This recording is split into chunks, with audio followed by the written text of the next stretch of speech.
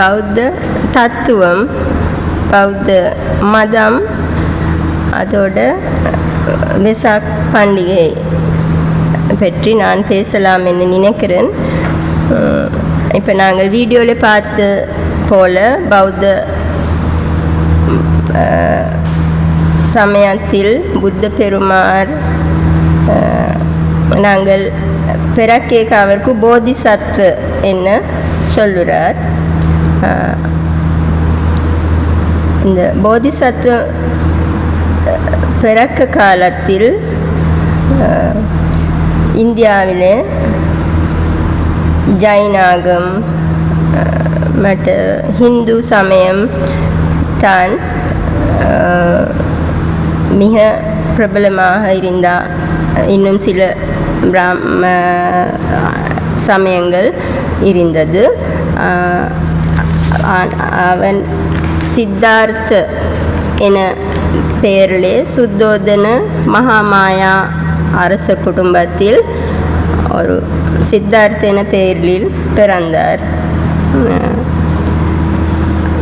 அந்த பிறந்த நேரத்திலே இருந்து இப்போ சமயங்களில் நாங்கள் இதில் வீடியோவில் பார்த்த மாதிரி அத்புதங்கள் அந்த சமயங்களுக்கு வரைக்கு என்ன சமயத்திலையும் அத்புதங்கள் இருக்குது. பிறந்த உடனே 7 தாமரை பூக்கு மேலே நடந்து கடைசி தாமரை பூவில் இருந்து நான் உலகத்துக்கு சிரேஷ்ட புத்திரனாக இருக்கேன்னு சொன்னா என்ன ஒரு எங்கட நம்பிக்கை உண்டு. அது வாய் மூலமாக பரம்பரையாக வந்து இது அந்த காலத்தில் அதுக்கு சுத்தோதன அந்த சித்தார்த்தன் அப்பா குரு வந்து அந்த குமாரன் பார்த்த நேரத்தில் பிள்ளைவ காட்டேக்கு இந்த சித்தார்த்தன்ட்டு கால் போயிட்டு அந்த குருட்ட நெத்தியிலே இருந்தது என்ன சொல்லுறா. அந்த நேரத்தில் அந்த குரு சொன்னவாவாம், இந்த குமாரன் கட்டாயம் உலகத்தில் புத்தர் என்ன இடத்தில் பெறுவார் என்ன. அதுக்கு முதல் வந்த குமாரன் பார்த்தாக்கள் இந்த குமாரன் வீட்டை அரச மாளிகையில் இருந்தால் சக்கரவர்த்தி அரசனாக வரும், வீட்டு விட்டு விலகினா புத்தராக வரும் என்ன கூறியிருந்தார்.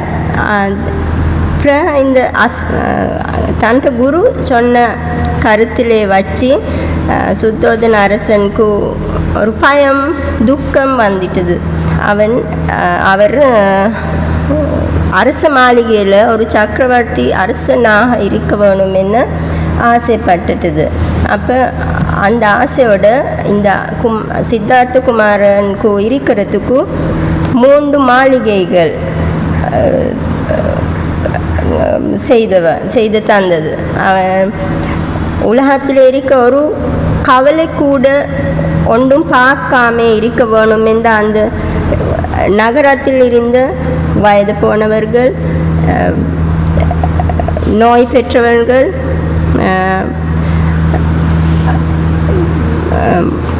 மகாலு வயது மற்ற பிக்குகள், நோயாளிகள் எல்லாரும் அந்த நகரத்தில் இருந்து கிராமப்புறத்துக்கு கொண்டு போயிட்டார். அப்போ இந்த குமாரன் சித்தார்த்த குமாரன் கண்டது உலகத்தில் இருக்கிற சோசான வாழ்க்கை மட்டும். அவருக்கு வெயில் காலத்துக்கு இருக்கிறதுக்கு குளிரான மாளிகை, ஓரோரு காலத்துக்கு இருக்கிறதுக்கு ஓரோரு விதமான மாளிகைகள் ஓட வளர்ந்த குமாரன் ஒரு நாள் வெளியே போய்க்கு ஒரு வயது போன ஒரு மனிதன் கண்டிட்டது. அவருக்கு தெரியாது இது யாருன்னு. அவ்வளோ அறிவு இல்லை, அந்த அறிவு இல்லாத வாழ்க்கை. அப்போ அது யார் என்ன தங்கட டிரைவர்கிட்ட கேட்க சொல்லுறா. அது நாங்களும் இப்படி வரும், நாங்கள் இப்படி வளர்ந்து வயது போய் இப்படி வரும், இந்த நிறம் வெள்ளை நிறமாக வரும் மயிர்கள் இப்படி சொல்லுறான். பிறகு இன்றைக்கு நான் இந்த பூங்காவுக்கு போக மாட்டேன், நாங்கள் திரும்பி மாளிகைக்கு போவோம். என்ன இனி கொஞ்ச நாள் மாளிகையில் இருந்து திரும்பி அந்த கவலை கொஞ்சம் போன பிறகு திரும்பி ஒரு நாள் அடுத்த நாள் போக அவருக்கு நோய் ஏற்பட்டு மொட்டை கிளி போட்டு மிக கஷ்டமாக போகிற ஒரு ஆள் காணப்படும். இது என்னென்னு கேட்டால், மனித வாழ்க்கையில் எப்போவும் நோய் வரலாம், அப்போ வந்தால் கஷ்டப்பட வேணுமென்னு அந்த டிரைவர் சொல்லுவேன். அப்போ இன்றைக்கும் நான் போக மாட்டேன் எங்களோட பூங்காவுக்கும், திரும்பி மாளிகைக்கு போவோம் என்ன போகிறேன். அடுத்த நாள் இப்படி கொஞ்ச நாள் கலந்து போய்க்கு திரும்பி வெளியே வர பூங்காவுக்கு போகிறதுக்கு. அப்போ வெள்ளை துணியால் மூடிப்பட்டு ஒரு சடங்கு ஒரு பாடி கொண்டு போகிறேன். அப்போ அது என்னென்னு கேட்டால், அப்போ நாங்கள் 2 நாள் கண்டது நோய், நாங்கள் வயதான போனாக்க அந்த 2 இதுக்கு பிறகு நாங்கள் மரணத்துக்கு போகிறது. மரணம் என்ன, இப்படி துணியில் சுற்றி கொண்டு போயிட்டு நெருப்புக்கு போடுறது என்ன சொல்லிட்டுது. அப்போ அப்படியான அப்படி முடிகிற வாழ்க்கையாக நான் எவ்வளோ காலம் அறியாமல் இருந்தது என்ன, என்னால் இது இன்றைக்கும் பூங்காவுக்கு போக முடியாது என்ன, திரும்பி மாளிகைக்கு போயிட்டு இது பற்றி யோசித்து கொண்டு இருக்கும் பொழுது, சரி நீ இப்படி இருந்த முடியாது என்ன சொல்லி திரும்பி நான் எங்களோட வெளி வாழ்க்கையை அறிய வேணும் என்ன சுற்றி போய்க்க ஒரு சிரமணம் வேஷதாரி உண்டு காண்றேன். அது என்ன கேட்க அந்த தங்களோட டிரைவர்கிட்ட சொல்லுறா, அது இருக்கிற எல்லாம் கவலைகளும் துக்கங்களையும் விட்டு நான் உண்மையை தேடி கொண்டு போகிற ஒருவர் தான் அது சிரமண என்ன சொல்லுறார். அப்போ அன்றைக்கி சந்தோஷம் அடைகிறேன். அப்போ இந்த துக்கங்களுக்கும் நாங்கள் ஏதோ ஒரு வழி தேடலாம் என்ன சித்தார்த்துக்கும் யோசனை வரும். அப்போ அன்றைக்கி பூங்காவுக்கு போய் சந்தோஷமாக வந்து இருந்து அது பற்றி நினச்சி கொண்டே இருக்கிற பொழுது தங்களோட மனைவி யசோதராவுக்கு ஒரு குமாரன் பெற்ற என்ன தகவல் வரும். அப்போ அவர் சொல்லுறா, குமாரோ ஜாத்தான் பந்தனம் ஜாத்தன் என்ன எனக்கு இன்னும் ஒரு பந்தனம் வந்துட்டது. இப்போ வாழ்க்கை கஷ்டம் என்ன, அன்று இரவு அந்த புதுசாக பிறந்த குமாரனும் பார்க்காம தான் அரச மாளிகையை விட்டு வனத்துக்கு சென்றார். இப்படி நான் எப்படி இந்த உலகத்தில் இருக்க உண்மையை தேடலாம் என்ன, அந்த காலத்தில் இருக்கிற நிகண்ட நாட்டு புத்து அப்படியான பெரிய ஜைன மதத்தில் ஆக்களோடு போயிட்டு உடலுக்கு நிறைய கஷ்டங்கள் கொடுக்குறேன். என்னென்னா இந்த உலகத்தில் இருக்கிற சத்தியம் அப்படியா தான் நாங்கள் பெறலாம்னு ஒரு நம்பிக்கையோடு செயல்பட்டுட்டுது. ஆனால் பிறகு 6 வருஷம் ஒரு சாப்பாடும் இல்லாமல் வனவாசியாக இருக்கிறேன். அப்போ எலும்பு கூடுவாக உடல் வரும். அப்போ அதுக்கு பிறகு சக்தி இல்லை அவருக்கு உண்மை அறியறதுக்கு. பிறகு அதுவும் வழி இல்லைன்னு யோசிக்கிறேன். பிறகு தானே இப்போ ஆக சோசான வாழ்க்கையும் ஆக துக்கமான வாழ்க்கையும் ஓட போயிட்டு நாங்கள் உண்மை அறிய முடியாது ஒரு மத்தியஸ்த நிலையில் தான் நான் சத்திய இல்லாட்டி நிர்வாணம் இல்லாட்டி புத்தர் என அடைவுக்கு போகலாம்னு பிறகு ஒரு யாரோ கொடுத்தா அந்த சாப்பாடு எடுத்து இல்லாட்டி காட்டில் இருக்கிற சாப்பாடோட வாழ்ந்து பாவனாக்கிறலாம். ஏன்னு தானியத்தில் இருந்து ஏதோ ஒரு வெசக் போய நாள் ஒன்றில் அவர் புத்தர் என இடத்தில் பெறுறார். அதுக்கு பிறகு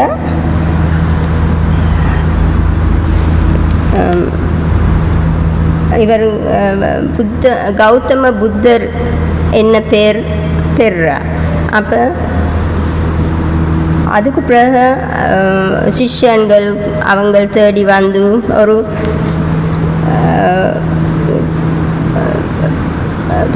சிரமண இல்லாட்டி பிக்கு என்ன வேஷத்தில் இந்த சமயம் இல்லை, அது தத்துவமாக இது தான் பெற்ற ஞானம் மெட்டாக்களுக்கு சொல்லி கொடுக்குறார். அந்த நேரத்தில் இருந்து கௌதம புத்தருக்கு நிறைய சமுதாயத்தில் இருந்து ஒரு டைட் வந்துட்டது. ஏன்னா இவன் வேறு ஏதோ ஒன்றும் சொல்லுறா, நாங்கள் வேறு எதுவும் செய்கிறது ஒன்றும் தேவையில்லைன்னு சொல்லுறா. அப்போ சனம் எல்லாம் புத்த சமயத்துக்கு போகுது. அப்போ இது பெரிய ஒரு இது வந்துட்டுது. அப்போ புத்த சமயத்துக்கு வந்த ஆக்களும் மெட்ட சமயங்கள் என்ன கொஞ்சம் கண்ணுக்கு பார்க்கக்கூடிய ஏதோ ஒன்றும் நடக்கும். அப்படி சில கும்பிடுறது ஏதோ ஒரு வச்சு அப்படி சில வச்சு மரங்கள் வச்சு என்ன பிறகு ஒரு நாள் ஒரு பிக்கு கேட்குறா, எங்களுக்கு ஒரு கும்பிடுறதுக்கும் வச்சு கும்பிடுறதுக்கும் உங்களோட இல்லாத நேரத்திலே கும்பிடுறதுக்கும் ஒரு வழி காட்டுங்கோ என்ன. அப்போ நான் பேசின தர்மம் தான் நீங்கள் பின்பற்ற வேணும். அப்போ நான் அந்த இடத்திலே இருக்கும் என்ன சொல்லி அந்த சில மரங்கள் கும்பிடுற இது தவிக்கிறது. இதுதான் பௌத்த தத்துவத்தில் அந்த சிலை வச்சு அது கும்பிடுற இந்து சமயத்தில் இருந்து வந்து எல்லாம் அகற்றப்பட்டுருது. பிறகு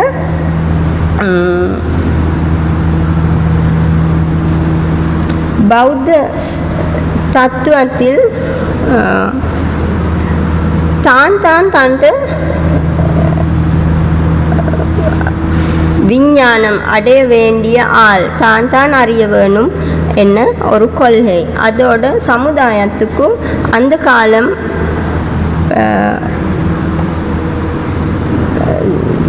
பிராமண வைஷ்ய சாஸ்திரிய சுத்ர என்ன பிரிஞ்சிருந்தது. அந்த புத்தர் சொன்னது எல்லா மனிதர்களும் ஒரே மாதிரி தான், அவங்கள் செய்கிற செயலாலே தான் அவங்கள் பிராமணமோ சாஸ்திரியோ இல்லாட்டி சுத்ரன்னா ஆக கீழ்படியான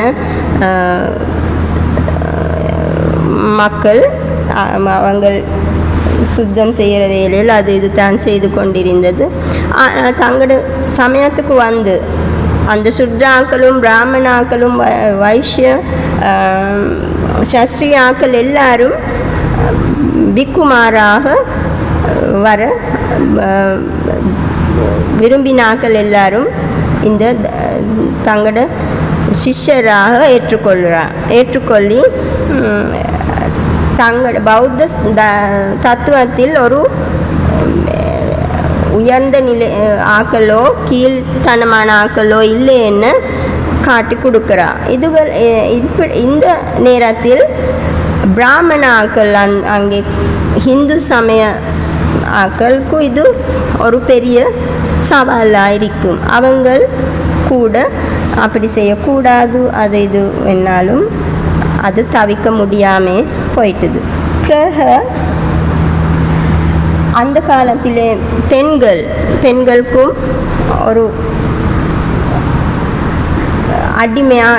ஆண்களுக்கும் அடிமையாக இருந்த பெண்களுக்கும் பௌத்த சமயத்தில் வர முடியும் என்ன புத்த பெருமாள் அவங்களும் பிக்குனி என்ன அழைக்கு வழிகாட்டுவார். அதுக்கு பிறகு இப்போ பௌத்த சமயத்தில் 4 ஆக்களாக காணப்பட ஆக்கள் இருக்கு. அது பிக்கு பிக்குனி உபாசக உபாசிகா. பிக்கு பிக்குனி என்ன மஞ்சள் உடை அணிந்த ஆக்கள், அது ஆண் பெண்ணாக இருக்கு. அவங்களுக்கு கீழே இருக்கிற நாங்கள் ஆண் பெண் ஆக இருக்கு. உபாசக உபாசிகா என்ன நாளா பிரிச்சு பட்டுட்டது.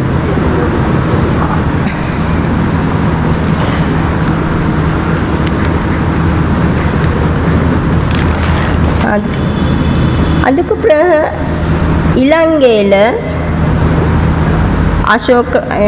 இந்தியாவில் அசோக அதிராஜ்யத்துக்கு காலத்தில் இலங்கையில்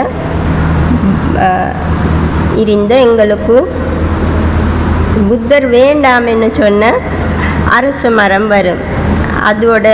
அதுக்கு தந்த தாத்து வரும். இது எல்லாம் வச்சு நாங்கள் கும்பிட போகிறோம்.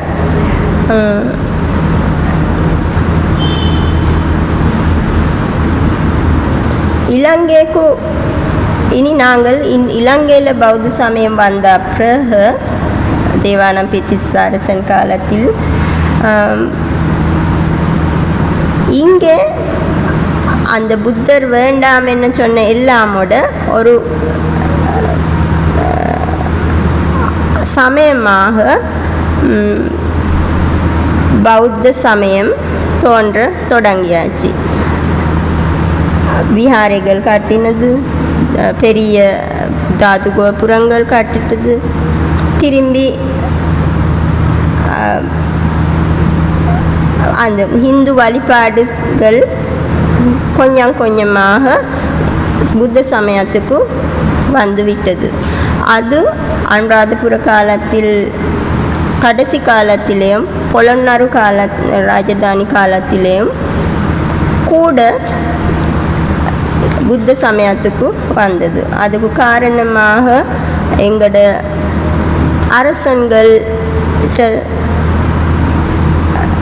அரசன்கள் இல்லை சோழ மாக ஆக்கிரமணங்களோட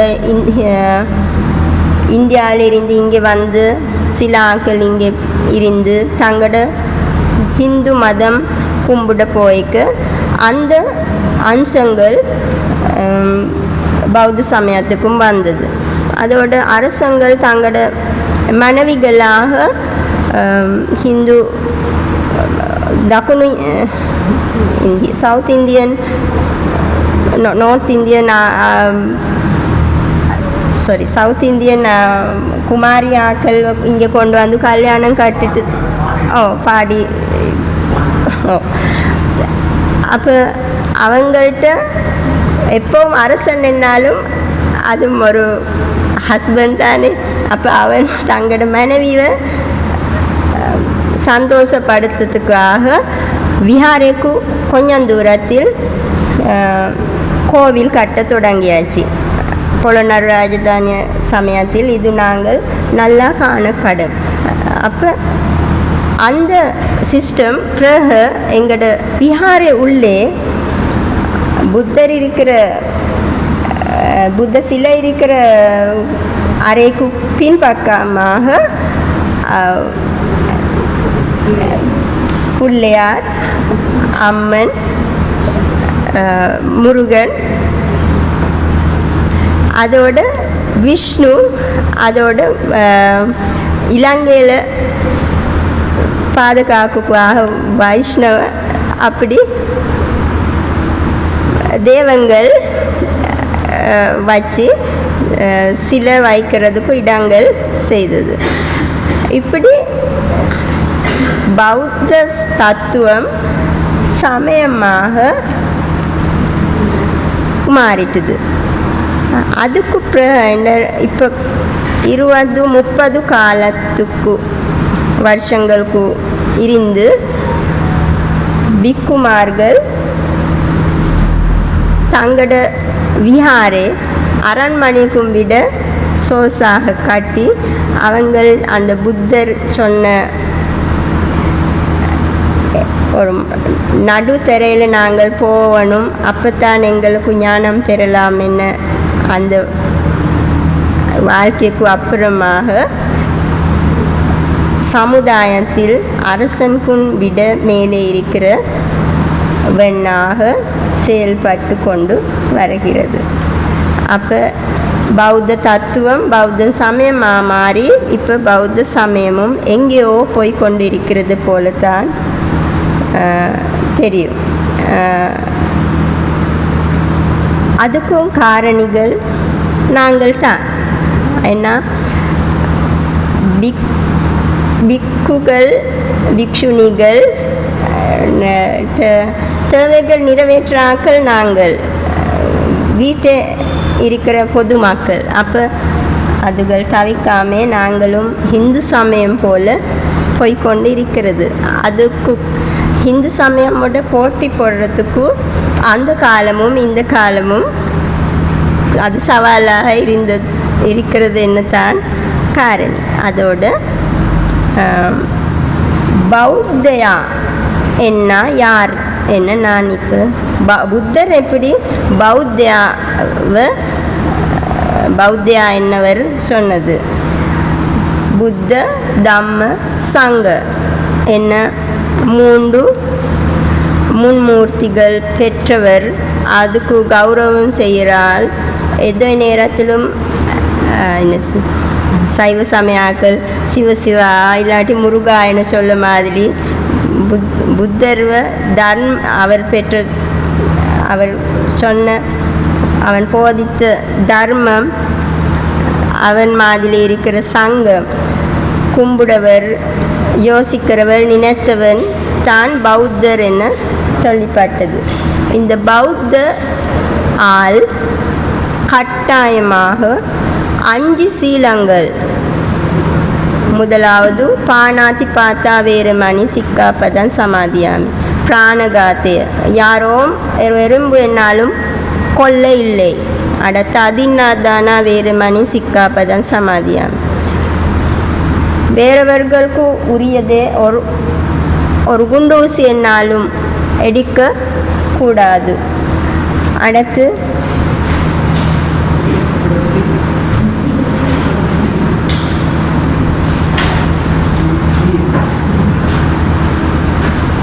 காமேசு மிச்சாச்சாரா வேரமணி சிக்காப்பதம் சமாதியாமி நாங்கள் காமேக்குவாக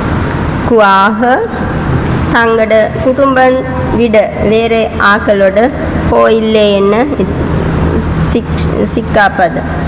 அடுத்த முசாவாதா வேரமணி சிக்காப்பதம் சமாதியாமி என்னத்துக்கு என்னாலும் நாங்கள் பொய் சொல்ல இல்லை என்ன சிக்காப்பதம். 5வது சுராமேரே மஜ்ஜபமா தட்டானா வேரமணி சிக்காப்பதம் சமாதியாமி சுரா மதுபானம் உட்பட எல்லாம் இப்போ ஐஸ் கஞ்சா ஹெரோயின் எல்லாம் உட்பட எல்லாம் இப்போ எங்களோட இந்த புத்தர் சொன்ன இந்த கடைசி சிக்ஷாபதம் இப்போ சின்ன வயதில் இருந்து நாங்கள் சமுதாயத்தில் ஆக்கள் உடைச்சி கொண்டு வர்றது.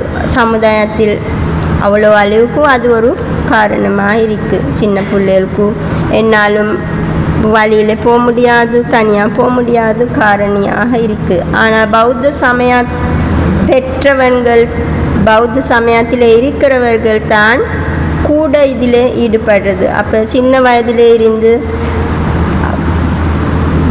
தம்ம ஸ்கூலுக்கு போயிட்டு அது வழிபாட்டில் ஈடுபட்டுதாலும் தன்னை கட்டுப்படுத்த முடியாத அளவுக்கு இப்போ பௌத்த மக்களும் வந்து இருக்குது.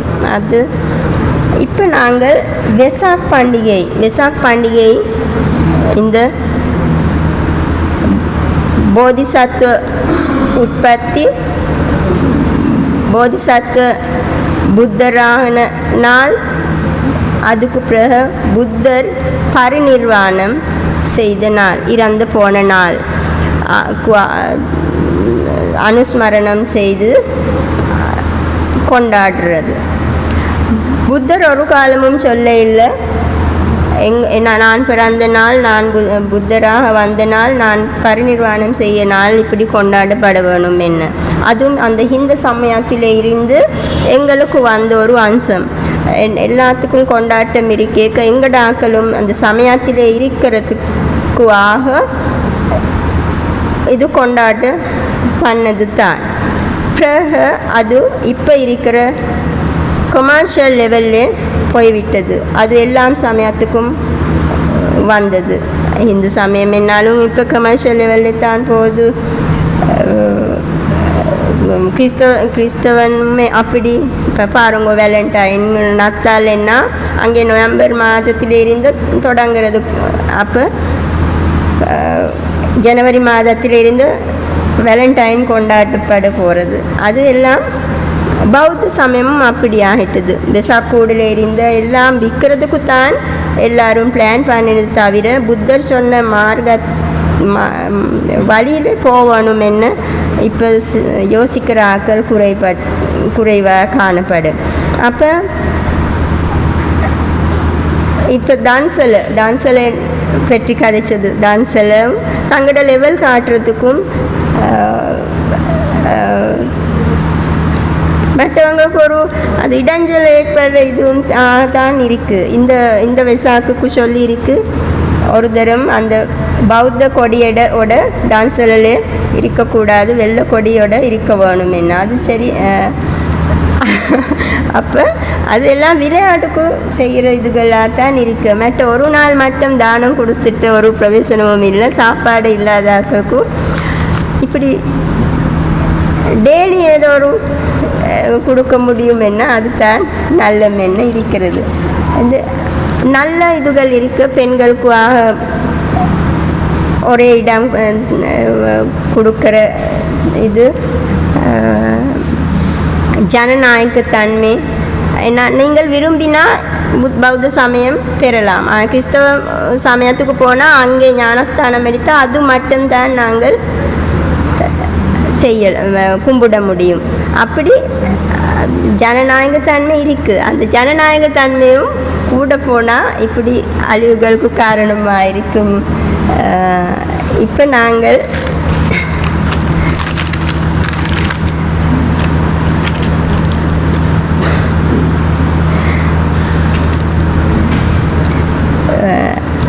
இந்த வருஷம் நாங்கள்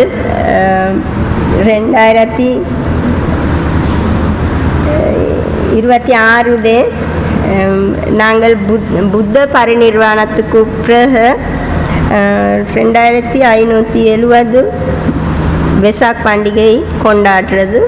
இந்த நாளிலே இனி நாளைக்கு ஹஜ் பெருநாள்.